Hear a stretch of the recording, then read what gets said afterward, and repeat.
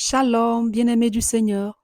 Ce message vous est proposé par le ministère de la Parole et de Guérison de la communauté Mère du Divin Amour. Nous espérons qu'il vous fera du bien. Alors n'hésitez pas à nous contacter au 07 79 52 14 20 ou 07 07 60 73 98 pour d'autres commandes ou pour vos témoignages. Bonne écoute et que Dieu vous bénisse.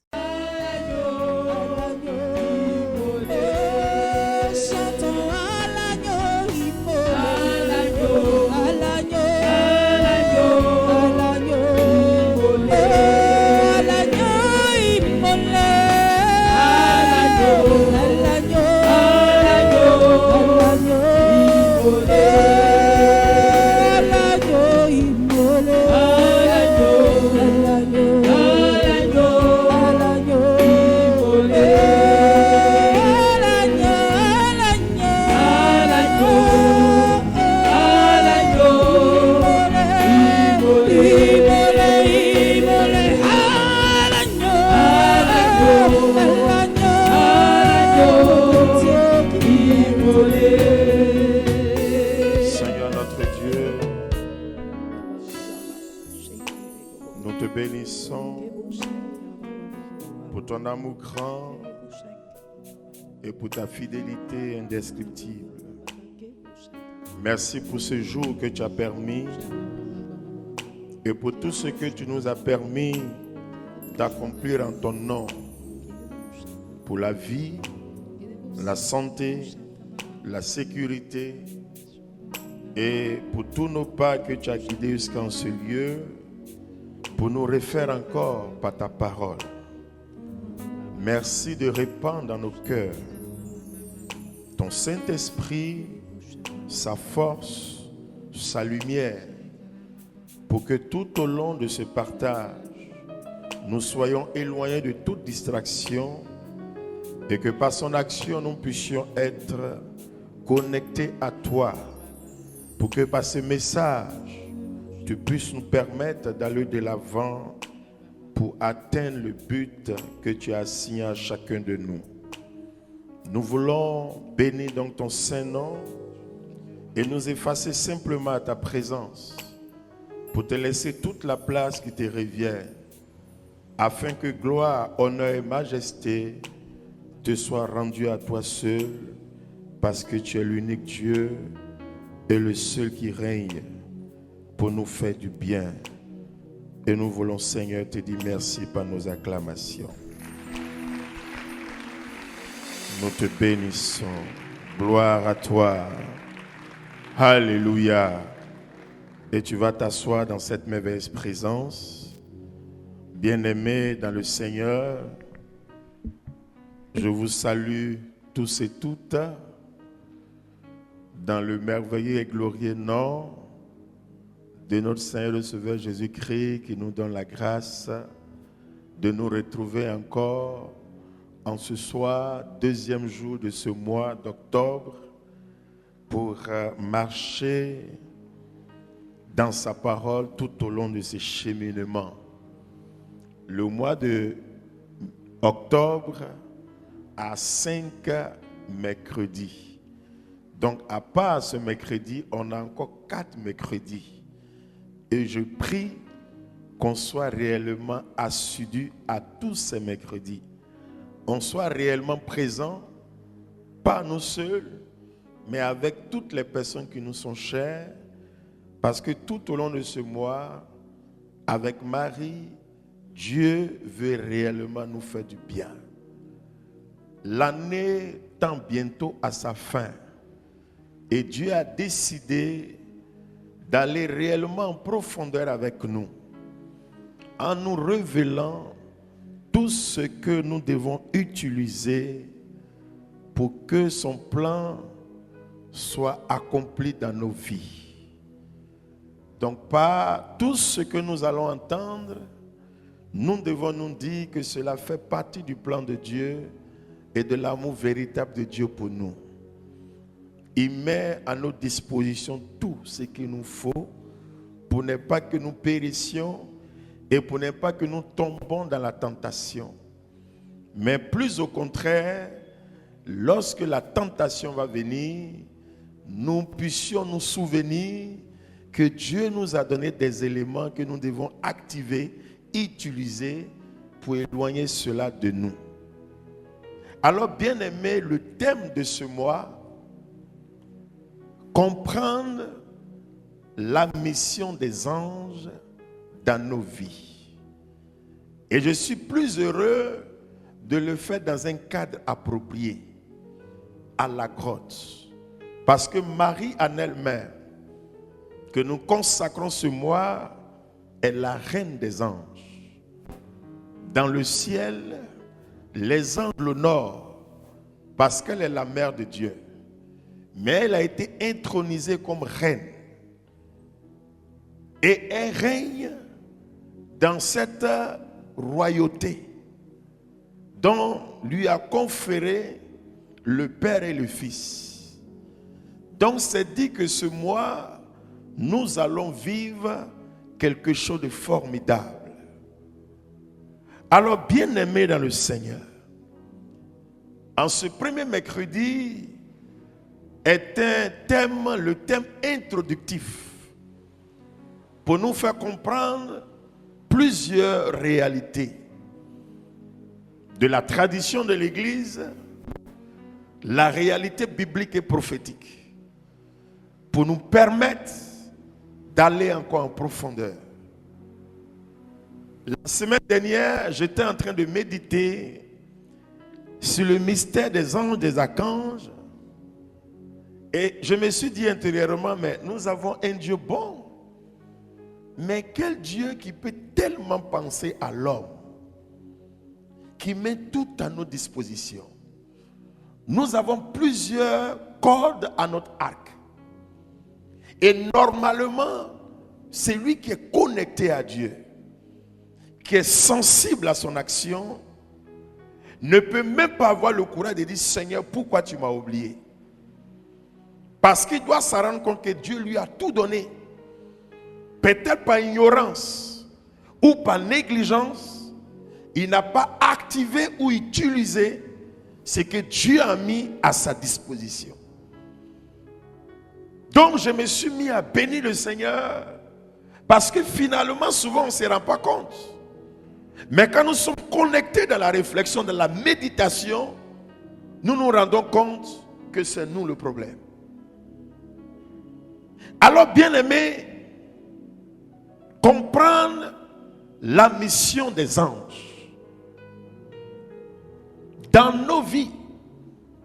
Et pour cela, nous allons prendre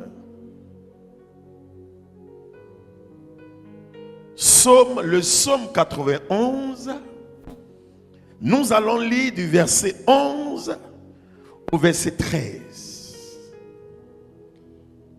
Il a pour toi. Alors, il dit ceci. Il a pour toi. Il a pour toi. Donner ordre à ses anges. Donner ordre à ses anges. Dans ma version, il dit, il donne mission à ses anges. Vas-y. De te garder. De te garder. En toutes tes voies. En toutes tes voies, dans ma version, de te garder sur tous tes chemins. Continue. Sur leurs mains. Sur les mains. Ils te porteront. Dans ma version, il dit, ils te porteront sur les mains. Continue. Pour qu'à la pierre. Pour qu'à la pierre. Ton pied ne heurte. Dans ma version, il dit, pour que ton pied ne heurte les pierres. Sur le fauve. Sur le fauve. Et la vipère. Et la vipère. Tu marcheras. Dans ma version, il a dit, tu marcheras sur la vipère et le scorpion. Tu fouleras le lionceau. Tu fouleras le lionceau. Et le dragon. Dans ma version, il dit, tu écraseras le lion et le dragon. Alors, je reprends dans la traduction liturgique, qui est ma version. Il donne mission à ses anges de te garder sur tous tes chemins. Ils te porteront sur les mains pour que ton pied ne heurte les pierres. Tu marcheras sur la vipère et le scorpion. Tu écraseras le lion et le dragon. Est-ce que quelqu'un peut acclamer cette merveilleuse déclaration du Seigneur? C'est une merveilleuse déclaration qui doit nous amener à réfléchir à nous poser les questions quant à nos doutes, à nos hésitations, à nos murmures face à une quelconque situation. Je comprends pourquoi le prophète osait dire « Mon peuple périt faute de connaissance ». Parce que quand on n'a pas l'information, on périt. Mais quand on a l'information, même quand on n'a pas encore la solution, on est rassuré. J'ai dit, même quand on n'a pas encore la solution, on est rassuré.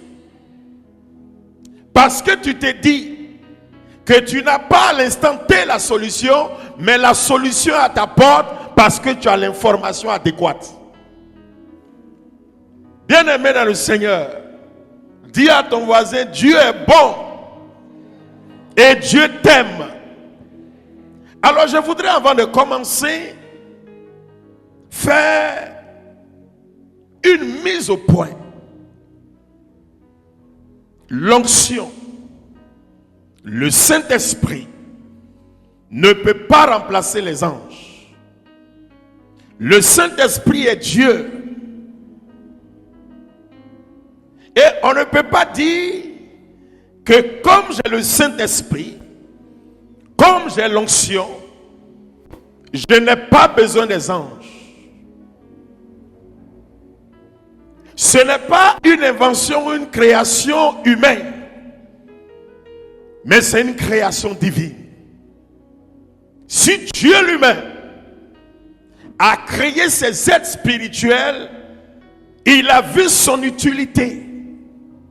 Il a vu que cela est bon pour l'homme, créé à son image et à sa ressemblance. Ce n'est pas remplaçable par quoi que ce soit. Donc ça, il faut réellement comprendre. Le Saint-Esprit est donné aux hommes en vue de la sanctification.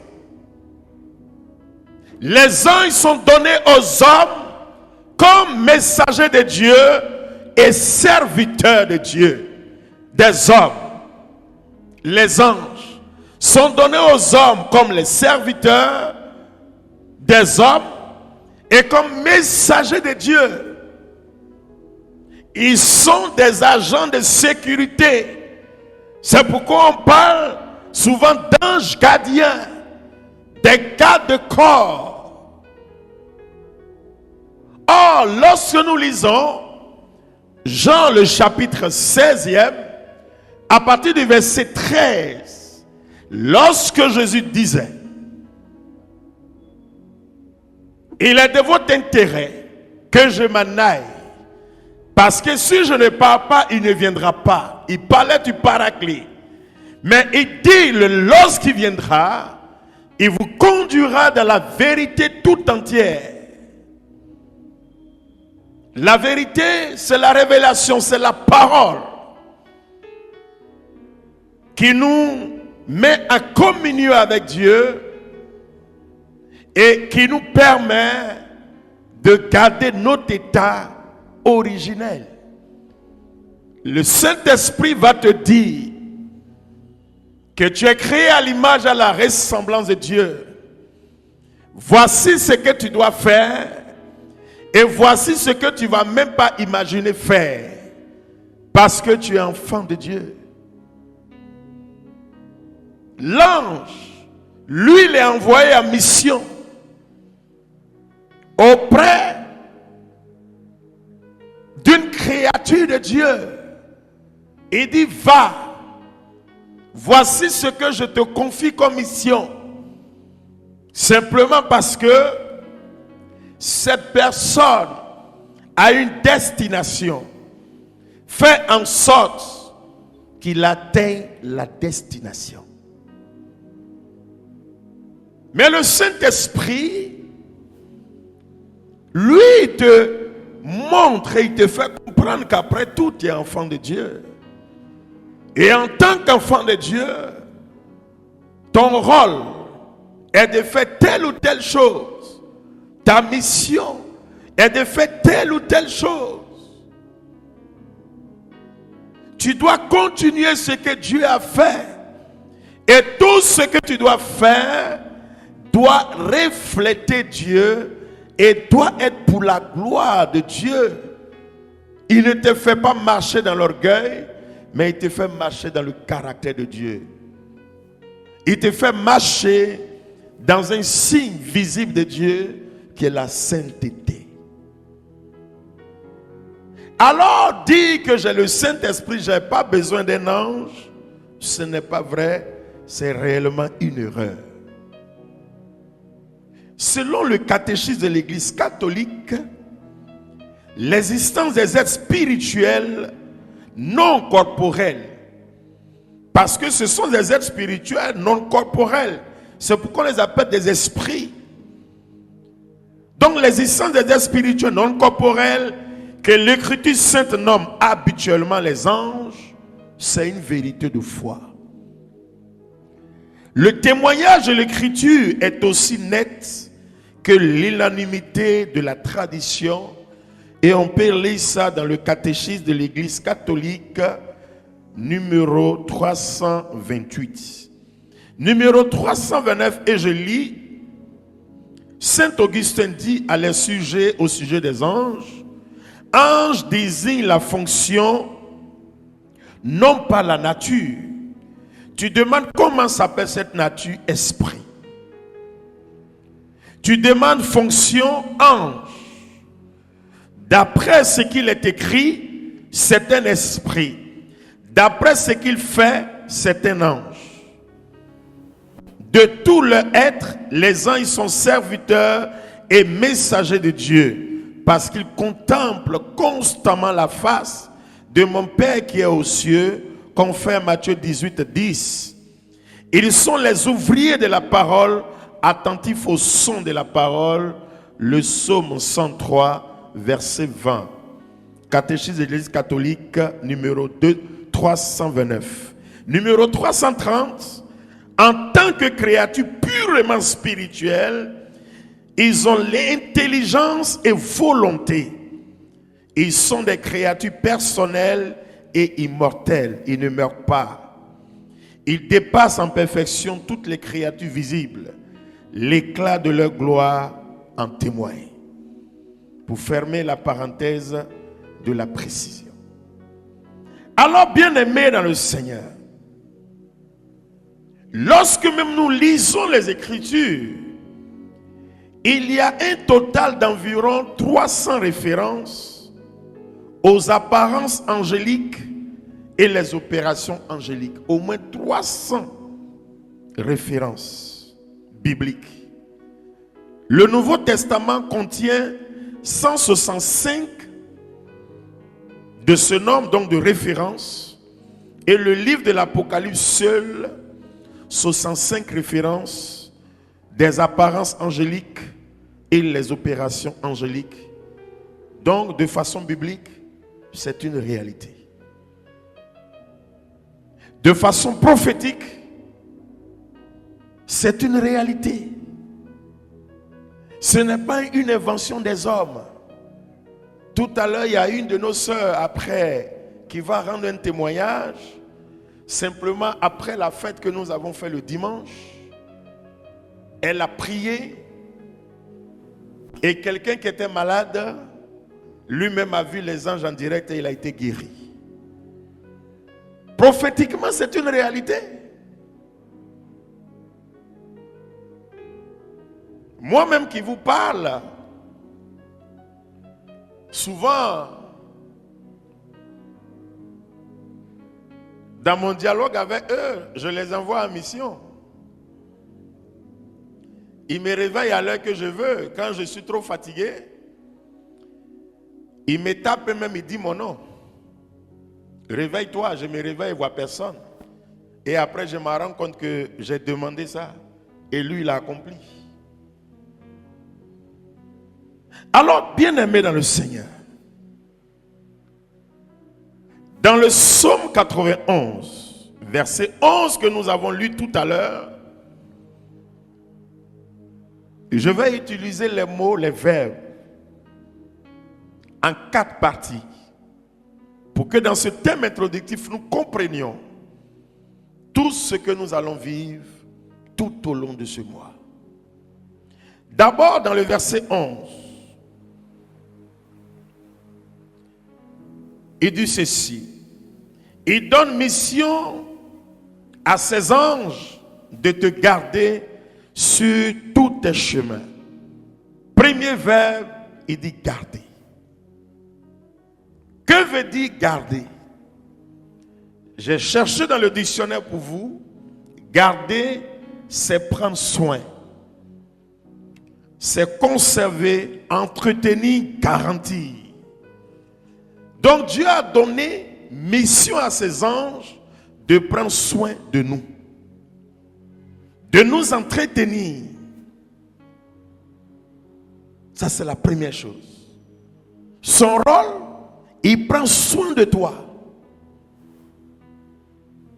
pour que tu sois bien dans tous tes rapports. Il prend soin de toi. C'est pourquoi, dans la définition générale, on dit que c'est un garde-corps. Mais un garde-corps, c'est quoi? C'est pour prendre soin de toi. Il prend soin de toi pourquoi? Contre toute attaque, contre toute agression. Pour que celui qui t'a créé te retrouve intact. Parce qu'il envoie mission pour prendre soin de toi sur tous tes rapports. Parce qu'il a aussi un compte à rendre. Donc il fera en sorte que les choses soient ainsi. Premièrement. Deuxièmement, on continue dans le test de référence. Ils te porteront sur les mains. Deuxième verbe, porter. J'ai cherché encore, c'est supporter le poids d'eux. En d'autres termes, soutenir, tenir, prendre soin de nous, nous soutenir, tenir, nous supporter. Alors, vous voyez ici, quand il dit supporter le poids d'eux, qu'est-ce qu'il veut dire? Quand il dit soutenir, qu'est-ce qu'il veut dire? Quand il dit tenir, qu'est-ce qu'il veut dire réellement? Ils te porteront sur les mains. C'est-à-dire, vous voyez, il est certes le serviteur, messager de l'homme, messager de Dieu, serviteur de l'homme. Il nous sert. Et quand on dit tenir, qu'est-ce que ce qu'on appelle les servantes entre guillemets à la maison font? Ils tiennent notre maison. Ils font, c'est-à-dire, ils nous tiennent quelque part, c'est-à-dire, ils font tout, c'est-à-dire, la propriété, tout ce qu'il faut. Ils ont ce rôle-là. Et ici, la Bible dit, ils nous porteront sur les mains pour que nos pieds ne heurtent une pierre. Mais quand tu as une servante à la maison, en réalité, qu'est-ce qu'elle fait? Peut-être que d'autres vont dire non, son rôle, c'est uniquement de préparer. Mais si elle prépare, son rôle, c'est uniquement de préparer. Il y a quelque chose d'en préparer là. C'est pour ne pas que tu manges n'importe quoi pour avoir l'indigestion ou être empoisonné. Donc, qu'est-ce qu'ici la personne fait? Selon la définition, la personne te soutient. La personne te tient afin qu'aucun mal ne puisse t'arriver. Quatrièmement, on continue. Troisièmement, tu marcheras sur la vipère et le scorpion. Troisième verbe, marcher. Shalom, bien-aimés du Seigneur. Ce message vous est proposé par le ministère de la Parole et de Guérison de la communauté Mère du Divin Amour. Nous espérons qu'il vous fera du bien. Alors n'hésitez pas à nous contacter au 07 79 52 14 20 ou 07 07 60 73 98 pour d'autres commandes ou pour vos témoignages. Bonne écoute et que Dieu vous bénisse.